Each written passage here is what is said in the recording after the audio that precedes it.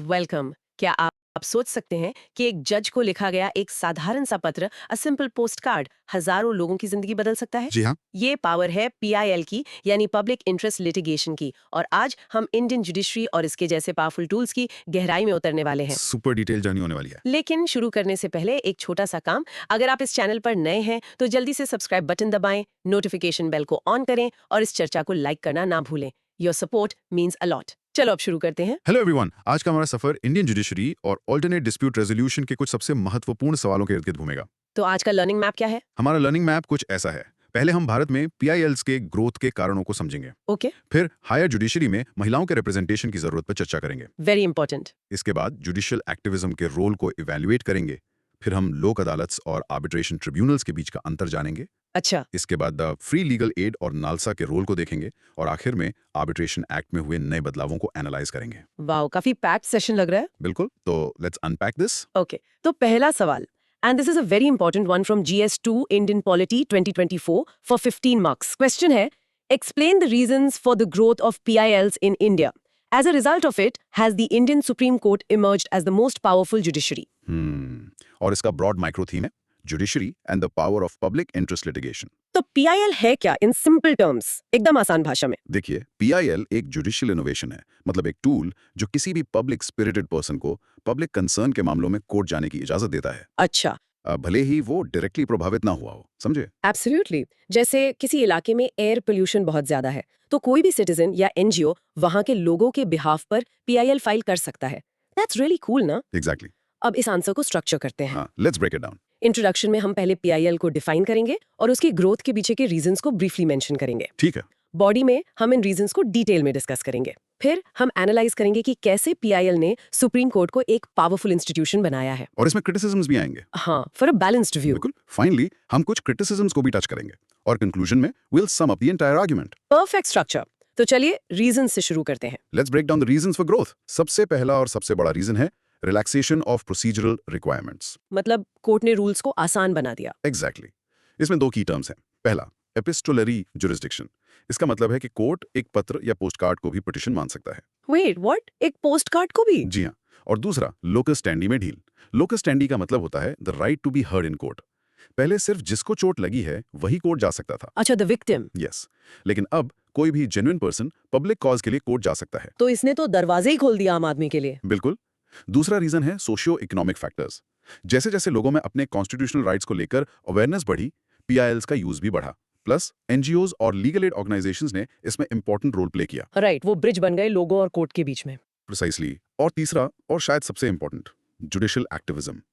जजेस ने आर्टिकल 21 यानी राइट टू लाइफ को बहुत ब्रॉडली इंटरप्रेट किया। हाँ, ये मैंने पढ़ा है। लाइफ का मतलब सिर्फ सांस लेना नहीं, but life with dignity. Exactly. Courts ने कई बार सुओ मोटो कॉग्निजेंस भी लिया, मतलब अखबार में कुछ पढ़ा या कोई लेटर मिला और खुद ही उस मामले पे एक्शन ले लिया। So these factors created the perfect storm for PILs to grow. अब second part of the question, इसने सुप्रीम कोर्ट को इतना पावरफुल कैसे बनाया? Good question. यहाँ 3 पॉइंट्स हैं। पहला, कॉन्स्टिट्यूशनल अथॉरिटी। आर्टिकल 32 के तहत सुप्रीम कोर्ट की पावर्स का एक्सपेंसिव इंटरप्रिटेशन हुआ। कोर्ट ने डायरेक्शंस और गाइडलाइंस इशू करने की पावर भी यूज की। जैसे कि विशाखा गाइडलाइंस। Perfect example. जब वर्कप्लेस हरासमेंट पर कोई लॉ नहीं था, कोर्ट ने गाइडलाइंस बना दी। That's immense power. सही में? दूसरा पॉइंट, लैंडमार्क जजमेंट्स। ऐतिहासिक फैसले जैसे नवतेज सिंह जौहर केस जिसने होमोसेक्सुअलिटी को डिक्रिमिनलाइज किया, नालसा जजमेंट जिसने ट्रांसजेंडर राइट्स को मान्यता दी, और MC Mehta cases environmental protection के लिए। ये सब PILs के थ्रू ही आए थे। सबके सब पीआईएल्स के थ्रू ही संभव हुए। और तीसरा, इंस्टीट्यूशनल इम्पैक्ट। सुप्रीम कोर्ट में पीआईएल्स के लिए स्पेशलाइज्ड बेंचेस बन गईं। स्टैटिस्टिक्स बताते हैं कि 2021 में 1,13,904 पीआईएल्स फाइल हुई। ये पब्लिक ट्रस्ट को दिखाता है। Incredible numbers. लेकिन every coin has two sides. इसके क्रिटिसिज्म्स क्या हैं? राइट। 3 मेन कंसर्न्स हैं। पहला, जुडिशियल ओवररीच। कई बार कोर्ट पर एग्जीक्यूटिव या लेजिस्लेटिव डोमेन में इंटरफेयर करने का आरोप लगता है। जैसे फायर क्रैकर्स पर बैन या स्पेक्ट्रम एलोकेशन जैसे पॉलिसी मैटर्स में। बिल्कुल। दूसरा, सिलेक्टिव एक्टिविज्म। कुछ क्रिटिक्स कहते हैं कि कोर्ट कुछ प्रेसिंग इश्यूज पर साइलेंट रहा है, जैसे इंटरनेट शटडाउन्स। अच्छा। और तीसरा, मिसयूज ऑफ पीआईएल्स। कभी-कभी पीआईएल्स पब्लिसिटी या पॉलिटिकल मोटिव्स के लिए फाइल की जाती हैं, जिन्हें पब्लिसिटी इंटरेस्ट लिटिगेशंस कहते हैं। या प्राइवेट इंटरेस्ट लिटिगेशन सुना है मैंने। हाँ, तो कंक्लूजन के लिए टू सम अप, PILs ने इंडियन सुप्रीम कोर्ट को दुनिया की सबसे पावरफुल जुडिशरीज में से एक बना दिया है. The court's ability to take suo motu action and protect the basic structure of the constitution cements its position. बहुत ही कॉम्प्रिहेंसिव आंसर है. अब कुछ क्विक क्रॉस क्वेश्चंस हो जाएं. Let's do it. ठीक है. पहला सवाल स्ट्रक्चरिंग पर. For a 15 marker, how should one structure the intro to grab the examiner's attention? Start by defining PIL and briefly mentioning its transformative role. उसके बाद अपने आंसर का एक रोड मैप दे दो. Like, in this answer, we will first explore the reasons and then analyze its impact. Got it. अब content पर. Is it necessary to quote the exact number of PILs? Not the exact number, नहीं. But mentioning the trend or a significant figure, जैसे over a lakh annually, ये आपके answer को wait देता है. Okay, structuring again. How does mentioning criticism make the answer better? It shows a balanced and critical understanding, which is key for scoring high marks. Examiner को लगता है कि आपने टॉपिक को हर एंगल से सोचा है. Right, it's not a one-sided story. अब एक content question. What is the simplest way to explain suo motu cognizance? Simply put, it's when the court takes up a case on its own, without anyone filing a petition. जैसे अखबार पढ़ के action ले लेना. ठीक है. एक और. How do case laws like Vishakha guidelines strengthen the answer? They provide concrete evidence of judicial activism and its real-world impact. ये आपके आर्गुमेंट को एब्स्ट्रैक्ट से कॉन्क्रीट बना देते हैं. Excellent point. Last question, conclusion पर. In the conclusion, how do you sound impactful without just repeating points? You synthesize the main argument. For instance, state that PILs have reshaped judicial power, solidifying the Supreme Court's role as the ultimate guardian of rights. Repeat मत करो, connect the dots. Perfect. Now pause and practice saying. The growth of PILs was driven by relaxed locus standi, judicial activism, and rising socio-economic awareness, transforming the Supreme Court into a formidable guardian of constitutional values. इसको rehearse कीजिए. In short, PILs public की आवाज बनकर supreme court को powerful बनाया, मगर overreach का risk हमेशा रहता है. Let's move to our next question. ये representation और equity के बारे में है. From GS2 Indian Polity 2021 for 10 marks. Discuss the desirability of greater representation to women in the higher judiciary to ensure diversity, equity and inclusiveness. बहुत ही relevant question है. Broad micro theme है, gender diversity and inclusive justice. तो what's the current scene? Numbers तो काफी telling है ना? Absolutely. As of 2025, Supreme Court में सिर्फ 9.3% और High Courts में 14% women judges हैं. This data itself makes a strong case. तो ये सिर्फ एक नंबर गेम नहीं है, it's about the quality of justice. जैसे एक डोमेस्टिक वायलेंस केस इमेजिन करें. एक वुमेन जज शायद एक ऐसा पर्सपेक्टिव ला सकती हैं जो अदरवाइज मिस हो सकता है. Precisely. That's the core of the argument. चलिए इस आंसर को स्ट्रक्चर करते हैं. ठीक है. इंट्रोडक्शन में हम इन स्टेटिस्टिक्स से शुरू करेंगे to highlight the under representation. Okay, set the context with data. Body में हम 3 कोर आर्गुमेंट्स देंगे for greater representation: enhanced quality of justice, upholding constitutional values और role model effect. The 3 pillars of the argument. Got it. और conclusion में हम challenges mention करेंगे और एक वे फॉरवर्ड सजेस्ट करेंगे, शायद एक इंटरनेशनल एग्जांपल के साथ. Sounds like a solid plan. तो let's start with the arguments. So the key arguments for greater representation are: पहला, enhanced quality of justice delivery. Women judges अपने lived experiences से diverse perspectives लाती हैं. Lived experiences, ये term बहुत powerful है. हाँ, स्टडीज 2011-2025 शो करती हैं कि जेंडर रिलेटेड केसेस जैसे डोमेस्टिक वायलेंस या सेक्सुअल हरासमेंट में बेटर आउटकम्स देखे गए हैं विद वुमेन जजेस ऑन द बेंच. इंटरेस्टिंग. दूसरा, constitutional principles and democratic values. ये आर्टिकल 14 इक्वालिटी और आर्टिकल 15 नॉन डिस्क्रिमिनेशन के प्रिंसिपल्स के साथ अलाइन करता है. It enhances public trust in the judiciary. मतलब जब जुडिशरी डाइवर्स दिखती है तो लोगों का एतमाद बढ़ता है. Exactly. और तीसरा, role model effect and systemic change. More women judges inspire young women to join the legal profession. ये stereotypes तोड़ने में मदद करता है और justice system के अंदर एक more gender sensitive environment बनाता है. लेकिन ये इतना सिंपल तो नहीं है, राइट? चैलेंजेस क्या हैं? The main challenges हैं: पहला, structural barriers. सीनियर पोजीशंस पर महिलाओं का पूल लिमिटेड है जो हायर जुडिशरी में अपॉइंटमेंट के लिए एलिजिबल हों. अच्छा, पाइपलाइन प्रॉब्लम. हाँ, कोलिजियम सिस्टम में रिफॉर्म्स की जरूरत है to make it more gender sensitive. Work life balance is another major issue. और इसका वे फॉरवर्ड क्या हो सकता है? We can learn from international examples. Jordan में फीमेल जुडिशियल कैंडिडेट्स के लिए 15% मिनिमम कोटा है. We need targeted mentorship programmes and better infrastructure for women in the legal profession. So specific policy interventions are needed. Right. Conclusion के लिए, to conclude, achieving gender parity in the judiciary is crucial for a truly inclusive and equitable justice system. Following successful models and implementing systematic reforms is the need of the hour. बहुत अच्छे से समझाया. अब time for some cross questions. Fire away. Okay, structuring पे पहला, for a 10 marker, how many points should be written under each argument? 2 well-explained points per argument are sufficient. Quality over quantity.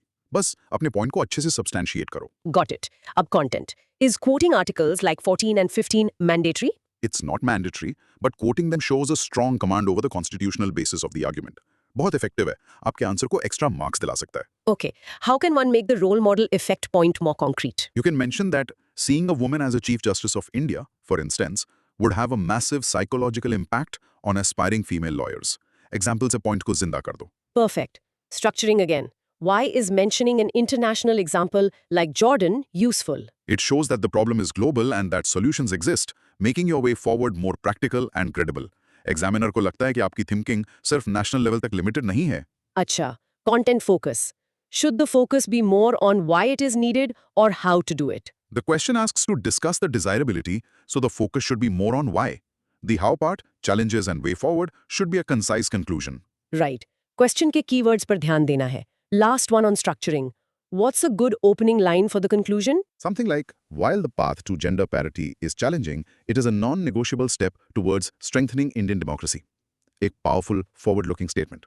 Got it. Now practice saying, greater representation for women in the judiciary is desirable not just for equity, but to enhance the quality of justice by incorporating diverse perspectives, upholding constitutional values, and creating a powerful role model effect. Chalo, practice karo. In short, more women judges mean better, more trusted, and more inclusive justice for everyone. All right, moving on to a concept that's at the heart of our judiciary's power. The question from GS2 Indian Polity 2014 for 12.5 marks is, starting from inventing the basic structure doctrine, the judiciary has played a highly proactive role in ensuring that India develops into a thriving democracy. In light of the statement, evaluate the role played by judicial activism in achieving the ideals of democracy. Broad micro-theme is judicial activism as a guardian of democracy. Basic structure doctrine, ये तो legendary है. From the Kesavananda Bharti case, right? Absolutely. That 1973 case was a starting point. It established that Parliament can amend the Constitution, but not its basic structure. इस एक doctrine ने हमारी democracy को कई बार बचाया है. ये तो ऐसा है जैसे आप कह रहे हो कि आप अपने घर को रेनोवेट कर सकते हो, बट आप फाउंडेशन पिलर्स को डिमोलिश नहीं कर सकते. Perfect analogy. चलिए, अब इस आंसर को स्ट्रक्चर करते हैं. ओके. इंट्रोडक्शन में हम केशवानंदा भारती केस और बेसिक स्ट्रक्चर डॉक्ट्रिन को मेंशन करेंगे as the foundation of judicial activism in India. The origin story. Body में हम जुडिशियल एक्टिविज्म के रोल को इवैल्यूएट करेंगे across different domains. Protecting fundamental rights, ensuring good governance, environmental protection और socio economic justice. हर point के लिए landmark cases mention करेंगे. Thematic approach, got it. और कंक्लूजन में हम चैलेंजेस जैसे जुडिशियल ओवररीच और पेंडेंसी को एक्नॉलेज करेंगे and conclude bye emphasising the need for a balance. Balanced conclusion is की. तो शुरू करते हैं. So how has judicial activism strengthened democracy? पहला, protection of fundamental rights. Judiciary ने Article 21, right to life का scope expand किया to include dignity, privacy, Puttaswamy case 2017 and livelihood, Maneka Gandhi case 1978. अब PIL ने तो access to justice को democratize ही कर दिया. Exactly. दूसरा, ensuring good governance. कोर्ट ने watchdog की तरह काम किया है. 2G spectrum case और coal block allocation case, transparency and accountability के classic examples हैं. हाँ, इन केसेस ने काफी हेडलाइंस बनाई थी. और विशाखा गाइडलाइंस वर्कप्लेस हरासमेंट रोकने के लिए एक प्रोएक्टिव स्टेप था. तीसरा, एनवायरमेंटल प्रोटेक्शन. सुप्रीम कोर्ट की ग्रीन बेंच ने एनवायरमेंटल कंजर्वेशन में क्रूशियल रोल निभाया है. जैसे मैंडेटरी एनवायरमेंटल इम्पैक्ट असेसमेंट. हाँ, और प्रिंसिपल्स लाइक पोल्यूटर पेज भी इसके गिफ्ट्स हैं. और चौथा, socio economic justice. Recent judgments on the enforceability of fundamental duties show a balance between rights and responsibilities. लेकिन एक्टिविज्म कभी-कभी एक लाइन क्रॉस कर सकता है. हाँ, concerns क्या हैं? Yes, the main concerns are, पहला, judicial overreach. Policy making में interference, separation of powers पर सवाल उठाता है. The classic judiciary versus executive debate. हाँ, दूसरा, pendency of cases. As of 2023, 4.7 crore cases pending है, which affects timely justice. इतना बड़ा बैकलॉग है. और तीसरा, activism versus restraint. एक delicate balance जरूरी है to preserve the health of democratic institutions. तो conclusion क्या होगा? To conclude, judicial activism has been a vital force in shaping India's democracy, from the basic structure doctrine to the recent electoral bonds case 2024. The challenge is to maintain a balance between activism and restraint, upholding the principles of checks and balances. बहुत clear है. Let's get to the cross questions. Should. पहला, structure पर. How do you link the basic structure doctrine to judicial activism throughout the answer? Frame it as the foundational act of activism. यही वो moment था जिसने judiciary को empower किया to play a more proactive role in all subsequent areas. Use it as a running thread. Great tip. Next, is it better to list points thematically, like environment, governments, etc., or chronologically? Thematic is much better. It shows analytical skills and allows you to group similar examples, making the answer more coherent. Chronological थोड़ा messy हो सकता है. Content question. How many case laws are enough for a 12.5 marks question? Aim for at least one landmark case for each theme you discuss. तो 4-5 की cases would be great. Case का नाम और एक लाइन में उसका relevance. ठीक है. What's a simple way to explain the polluter pays principle? It means whoever causes pollution is responsible for paying for the damage to the environment. Simple as that. जो गंदा करेगा वही साफ करेगा या पे करेगा. Clear? Conclusion पर. Should the conclusion be optimistic or critical? It should be balanced. Acknowledge the immense contribution of judicial activism while also highlighting the need for caution and restraint. एक mature or nuanced view. सही.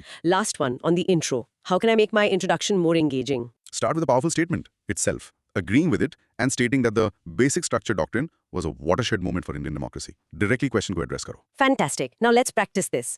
Judicial activism, originating from the basic structure doctrine, has been instrumental in protecting fundamental rights, ensuring accountability, and promoting environmental justice in India. इसको rehearse कीजिए. In short, judicial activism acts as democracy's bodyguard, but it must be careful not to overstep its boundaries. Okay, let's switch gears from the high courts to mechanisms designed for speedy justice. A very practical question from GS2, Indian Polity 2024, for 10 marks. Explain and distinguish between Lok Adalats and arbitration tribunals, whether they entertain civil as well as criminal cases. बहुत important topic है. Broad micro theme है. Alternate dispute resolution ADR mechanisms. ये super important है, क्योंकि हमारे courts इतने overburdened हैं. एक source कहता है कि लोक अदालत्स ने 2023 में 1.17 करोड़ cases resolve किए. That's huge. Exactly. They are the pressure release valves of our judicial system. चलिए इनको अच्छे से distinguish करते हैं. तो इमेजिन करेंगे दो दोस्तों में एक फाइनेंशियल डिस्प्यूट है. एक को क्विक फ्रेंडली सेटलमेंट चाहिए, दूसरे को फॉर्मल बाइंडिंग डिसीजन. ये लोक अदालत वर्सेस आर्बिट्रेशन जैसा है, right? That's a great way to put it. Let's structure the answer. Okay. Introduction में हम ब्रीफली एडीआर को इंट्रोड्यूस करेंगे और लोक अदालत एंड आर्बिट्रेशन को की मैकेनिज्म्स बताएंगे. Citing a statistic to show the importance. Hook with data. Good idea. Body में 3 डिस्टिंक्ट सेक्शंस होंगे. पहले Lok Adalats, nature, composition, jurisdiction.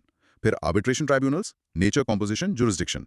और तीसरा एक क्लियर की डिस्टिंक्शन सेक्शन जिसमें हम प्रोसीजर, कॉस्ट और डिसीजन को कंपेयर करेंगे. टेबल फॉर्मेट में अच्छा रहेगा शायद. बिल्कुल. और कंक्लूजन में हम उनकी कलेक्टिव इंपॉर्टेंस को हाईलाइट करेंगे in providing speedy justice as envisioned under article 39A. Perfect. Let's start with Lok Adalats. चलिए, Lok Adalats, people's courts. Nature and composition. ये लीगल सर्विसेज अथॉरिटीज एक्ट 1987 के अंदर एस्टैब्लिश हुए हैं. Okay. इनमें जुडिशियल और नॉन जुडिशियल मेंबर्स होते हैं, जैसे रिटायर्ड जजेस, social workers. Approach compromise based होता है. सुलह करवाना, ठीक है. और इनकी jurisdiction और powers? They handle both civil and compoundable criminal cases. Compoundable मतलब ऐसी ऑफेंसेस जो सेटल की जा सकती हैं, जैसे motor accident claims, matrimonial disputes. और इनके डिसीजन के अगेंस्ट अपील हो सकती है? नहीं. इंपॉर्टेंटली इसके अवार्ड के अगेंस्ट कोई अपील नहीं होती. डिसीजन फाइनल होता है. Okay. Now let's talk about arbitration tribunals. इनकी नेचर एंड कॉम्पोजिशन. ये आर्बिट्रेशन एंड कंसिलिएशन एक्ट 1996 से गवर्न होते हैं. इसमें आर्बिट्रेटर्स होते हैं जो पार्टीज चूज करती हैं. प्रोसीजर थोड़ा फॉर्मल होता है, एक मिनी कोर्ट जैसा. और इनकी jurisdiction? They primarily focus on civil and commercial disputes. They can not entertain criminal matters. ये याद रखना. ये एक बड़ा डिफरेंस है. हाँ, there is no statutory limit on pecuniary jurisdiction. और इनके अवार्ड को चैलेंज किया जा सकता है, but only on limited grounds. तो इन अ नटशेल की distinctions क्या हुए? पहला, Procedure. लोक अदालत्स is कंसिलिएटरी compromise focused. Arbitration is quasi-judicial, formal hearing and evidence. Friendly versus formal. दूसरा, cost and time. लोक अदालत्स फ्री और स्पीडी हैं. आर्बिट्रेशन में आर्बिट्रेटर्स की फीस होती है and it can be more time consuming. Free versus paid. तीसरा, decision. लोक अदालत्स डिसीजन एक कॉम्प्रोमाइज एग्रीमेंट है.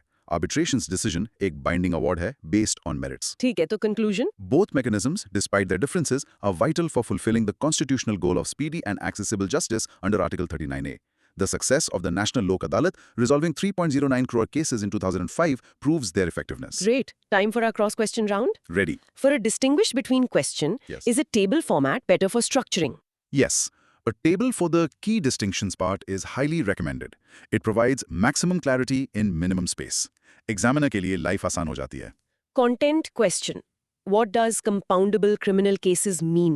These are less serious criminal offenses where the victim can agree to drop the charges against the accused, often after a settlement. जैसे मामूली मारपीट या defamation.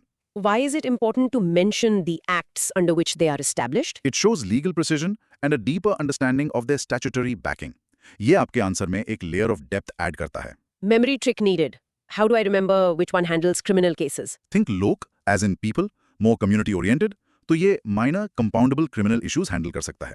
Arbitration sounds more commercial and formal, so it sticks to civil business disputes, like the 3.09 crore cases resolved. Absolutely. Current data makes your answer contemporary and impressive. ये दिखाता है कि आप current affairs से अपडेटेड हैं। Last one, on conclusion. What's a key phrase to use in the conclusion for this answer?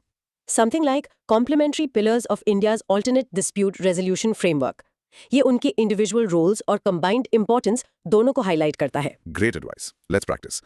Lok adalats are compromise-based forums for civil and compoundable criminal cases, while arbitration tribunals are quasi-judicial bodies for resolving primarily commercial disputes through binding awards. इसको practice कीजिए. In short, Lok Adalat is for quick, free compromise. Arbitration is for formal, binding decisions in business disputes. To Social Justice 2023 for 10 marks.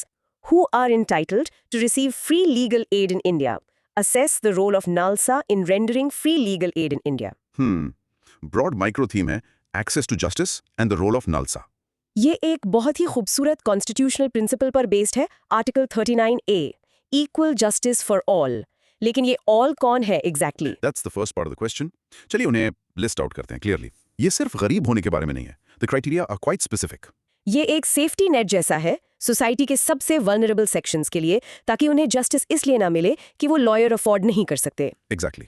चलिए इस answer को structure करते हैं. ठीक है। Introduction में हम आर्टिकल 39A को कोट करके शुरू करेंगे और लीगल सर्विसेज अथॉरिटी एक्ट 1987 को इसका ऑपरेशनल आर्म बताएंगे. Setting the constitutional context. Body part 1 में हम उन लोगों की कैटेगरीज को लिस्ट करेंगे जो फ्री लीगल एड के लिए इंटाइटल्ड है. बुलेट पॉइंट्स यूज करना बेस्ट है। Clear and to the point. Body part 2 में हम NLSA यानी नेशनल लीगल सर्विसेज अथॉरिटी के रोल को असेस करेंगे, उसके फंक्शंस और स्कीम्स को एग्जांपल्स के साथ एक्सप्लेन करके. असेसमेंट मतलब प्रोज और कॉन्स दोनों। हाँ, एक क्रिटिकल इवैल्यूएशन. और कंक्लूजन में हम ब्रीफली बचे हुए चैलेंजेस को मेंशन करेंगे और एक वे फॉरवर्ड सजेस्ट करेंगे. Sounds perfect. तो शुरू करते हैं। एंटाइटल्ड कौन है? So who is entitled to free legal aid? Members of scheduled castes or scheduled tribes? Okay. Victims of trafficking or begar, forced labor, women and children, irrespective of income. ये important point है, income independent. हाँ. Persons with disabilities, victims of natural disasters, ethnic violence, etc.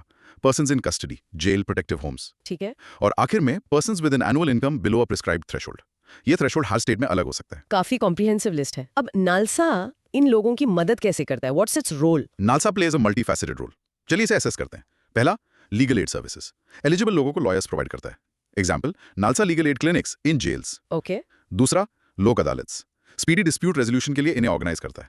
November 2023 national लोक अदालत ने 1.25 करोड़ से ज्यादा cases dispose किए. Massive impact. तीसरा, legal literacy campaigns. Awareness drive चलाता है, जैसे connecting to serve campaign mobile vans के साथ. ग्रासरूट्स लेवल पर काम। हाँ. चौथा, विक्टिम कॉम्पेंसेशन स्कीम. विक्टिम्स जैसे रेप सर्वाइवर्स या एसिड अटैक विक्टिम्स को कॉम्पेंसेशन कोऑर्डिनेट करता है थ्रू स्टेट अथॉरिटीज SLSAs. पांचवा, डिजिटल सर्विसेज. टेलीलॉ सर्विसेज और NALSA legal aid app offer करता है. टेक्नोलॉजी का यूज वेरी गुड। बिल्कुल. और आखिर में ट्रेनिंग. पैनल एडवोकेट्स और पैरालीगल वॉलंटियर्स PLVs को ट्रेन करता है. ये काफी इफेक्टिव लग रहा है, but are there challenges? Yes, challenges जैसे लोगों में अवेयरनेस की कमी, ओवरबर्डन्ड लीगल एड लॉयर्स और कुछ स्कीम्स का अंडर यूटिलाइजेशन अभी भी है. राइट। तो conclusion? While NALSA's role has been pivotal, the journey to ensure access to justice for all requires strengthening grassroots literacy, better funding, and leveraging technology even more effectively. बिल्कुल सही। Let's have the cross questions. जरूर. Structuring पर how can I make the list of entitled persons easy to remember? उन्हें mentally group कर लो. Socially disadvantaged SC/ST, victims, trafficking, disaster, vulnerable groups, women, children, disabled और economically weak. Groups में याद रखना आसान होता है. Good trick. कंटेंट पर in assess the role should I only write positive points? Assess का मतलब है इवैल्यूएट करना. तो आपको उनके अच्छे काम को मेंशन करना है, बट कंक्लूजन में चैलेंजेस को भी टच करना है for a complete assessment. Okay. Is mentioning specific NALSA schemes important? Yes, child friendly legal services scheme या कनेक्टिंग टू सर्व जैसे कैंपेन्स का नाम लेना आपके आंसर को स्पेसिफिक और क्रेडिबल बनाता है. How does quoting data about Lok Adalats help in this answer? It provides concrete evidence of NALSA's impact. ये दिखाता है कि उसके इनिशिएटिव्स मैसिव स्केल पे रिजल्ट्स दे रहे हैं. डेटा, फैक्ट्स होते हैं, ओपिनियंस नहीं. Right. What is the role of a paralegal volunteer PLV? PLVs community based volunteers हैं जो नालसा ट्रेन करता है. वो लोगों और लीगल सर्विसेज अथॉरिटीज के बीच एक ब्रिज का काम करते हैं, बेसिक लीगल एडवाइस और अवेयरनेस में हेल्प करके. Got it. Last one. How do you connect Article 39A in both the introduction and conclusion? Start by saying the answer is rooted in Article 39A. Conclude by saying that to fully realize the vision of Art 39A, the mentioned challenges must be addressed. ये आपके answer को एक complete circle देता है. Perfect. Now practice saying this. Under Article 39A, specific vulnerable groups are entitled to free legal aid, which NALSA delivers through a multi-pronged strategy of legal representation, awareness campaigns, and alternate dispute resolution via Lok Adalat. Practice karo. In short, NALSA is the engine driving the constitutional promise of free legal aid, but the engine needs more fuel and better roads to reach everyone. And now for our final question of the day. We are looking at recent developments. From GS2, Indian Polity 2015, updated to reflect the 2023 amendment. What are the major changes brought in the Arbitration and Conciliation Act 1996 through the recent amendment? How far will it improve India's dispute resolution mechanism? Discuss Interesting. Broad micro theme. modernizing arbitration in India. तो हम dispute resolution के future में जा रहे हैं. Keyword digital लग रहा है. Absolutely.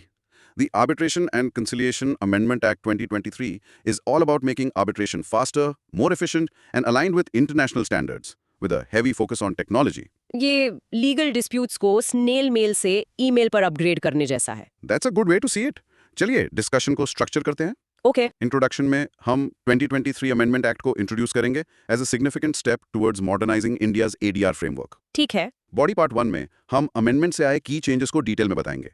Focus on title modification, digital integration and institutional strengthening. What, why, how? Body part 2 में हम इन चेंजेस के इम्पैक्ट को डिस्कस करेंगे on India's dispute resolution mechanism, highlighting efficiency, clarity and alignment with international standards. So the positive outcomes? हाँ, और conclusion में हम इम्प्लीमेंटेशन चैलेंजेस को मेंशन करेंगे and conclude on a positive note about India's potential as an arbitration hub. Let's do it. Key changes क्या है? So what are the key changes in the amendment act? पहला, title modification. Conciliation word को title से हटा दिया गया क्यों? क्योंकि अब हमारे पास एक डेडिकेटेड मीडिएशन एक्ट 2023 है. ये ज्यादा क्लैरिटी लाता है. Makes sense. दूसरा, डिजिटल इंटीग्रेशन. ये सबसे बड़ा चेंज है. It allows for virtual hearings and electronic documentation. सोचो, अलग अलग शहरों में बैठे पार्टीज बिना ट्रैवल किए डिस्प्यूट्स रिजॉल्व कर सकते हैं. Time and money saver. बिल्कुल. तीसरा, institutional strengthening. Amendment institutional arbitration, जो स्पेशलाइज्ड इंस्टीट्यूशंस हैंडल करते हैं, को एडहॉक आर्बिट्रेशन पर प्रमोट करता है. इससे ज्यादा प्रोफेशनलिज्म और प्रोसीजरल ऑटोनॉमी आती है. और इन चेंजेस का ऑन ग्राउंड इम्पैक्ट क्या होगा? The impact is potentially huge. पहला, एफिशिएंसी एनहांसमेंट. डिजिटल प्रोसेसेस से टाइम और कॉस्ट कम होगा. हमने लोक अदालत की सक्सेस में देखा है कि स्विफ्ट जस्टिस की कितनी डिमांड है. ये अमेंडमेंट वही एफिशिएंसी आर्बिट्रेशन में लाता है. राइट. दूसरा, लीगल क्लैरिटी. सुप्रीम कोर्ट भी कुछ एप्लीकेशंस अंडर सेक्शन 11 के टाइम बाउंड रेजोल्यूशन के लिए पुश कर रहा है. ये अमेंडमेंट्स इस गोल को सपोर्ट करते हैं. ओके. तीसरा, इंटरनेशनल स्टैंडर्ड्स. ये चेंजेस इंडिया के आर्बिट्रेशन लॉज को ग्लोबल बेस्ट प्रैक्टिसेस के साथ अलाइन करते हैं, जो इंडिया को इंटरनेशनल आर्बिट्रेशन के लिए एक अट्रैक्टिव हब बना सकता है. लेकिन इस डिजिटल ड्रीम को रियलिटी बनाने में चैलेंजेस क्या हैं? The main challenges are implementation related. हमें आर्बिट्रेटर्स की कैपेसिटी बिल्ड करनी होगी टू हैंडल डिजिटल टेक्नोलॉजीज. हमें पूरे देश में रोबस्ट डिजिटल इंफ्रास्ट्रक्चर चाहिए और लीगल प्रोफेशनल्स के लिए प्रॉपर ट्रेनिंग. तो इम्प्लीमेंटेशन इज की. बिल्कुल. Conclusion. In conclusion, the recent amendments are a progressive step towards making India a global leader in dispute resolution. The focus must now shift to effective implementation and capacity building to unlock the full potential of these reforms. बहुत अच्छे. Final round of cross questions. Let's go. Structuring पर. The question is from 2015. How do I adapt it to the 2023 amendment? आपको अपने introduction में explicitly state करना चाहिए कि while the question is from 2015, you are discussing the most recent and relevant changes which are from the 2023 Act. Okay, be upfront about it. Content question. What is the difference between institutional and ad hoc arbitration? Institutional arbitration एक established institution manage करती है अपने rules के साथ. Ad hoc arbitration parties खुद manage करती हैं, जो कभी-कभी कम एफिशिएंट हो सकता है. Okay. How does removing conciliation from the title improve the system? It avoids confusion. अब मीडिएशन के लिए एक अलग डेडिकेटेड लॉ है, जिससे डिफरेंट ईडीआर मेथड्स का लीगल फ्रेमवर्क क्लियरर और ऑर्गेनाइज्ड हो गया. How can I connect this topic back to ease of doing business? आप मेंशन कर सकते हैं कि एक रोबस्ट और efficient arbitration mechanism foreign investors के लिए एक की फैक्टर है. इसलिए ये रिफॉर्म्स इंडिया की ease of doing business ranking को इंप्रूव करने में डायरेक्टली कंट्रीब्यूट करते हैं. Excellent point. Is it good to mention the Supreme Court's role here? Yes, SC के टाइम बाउंड रेजोल्यूशन के पुश को मेंशन करना दिखाता है कि जुडिशरी और लेजिस्लेचर एक ही गोल यानी एफिशिएंसी की तरफ सिनर्जी में काम कर रहे हैं. Last one on the conclusion. What's a powerful concluding line? Something like, by embracing digital transformation and institutional excellence, India is poised to script a new chapter as a global hub for arbitration. एक visionary statement. Awesome. Let's rehearse this. The 2023 Arbitration Amendment Act modernizes India's dispute resolution by integrating digital processes and strengthening institutional arbitration, aiming to enhance efficiency and align with global standards. Practice this line. In short, the new Arbitration Act is making dispute resolution in India digital, faster, and world-class. Outro. So we've covered a lot of ground today. From the power of a single citizen's voice through a PIL to the future of digital arbitration. सही में काफी कुछ cover किया. Here's a final thought to mull over. With the rise of artificial intelligence, could an AI algorithm one day act as an impartial arbitrator in commercial disputes? What would be the pros and cons? थोड़ा सोचो इसके बारे में. That's a fascinating and slightly scary thought. और इसी note पर हम ये डीप एनालिसिस रैप अप करते हैं. अगर आपको इंडियन पॉलिटी एंड ऐसी ही डिटेल डिस्कशंस पसंद है, then please don't forget to subscribe, hit that like button, and most importantly, share your thoughts in the comments below. हम हर कमेंट पढ़ते हैं. We'll be back soon with another deep dive. Until then, keep learning, keep questioning. Ciao!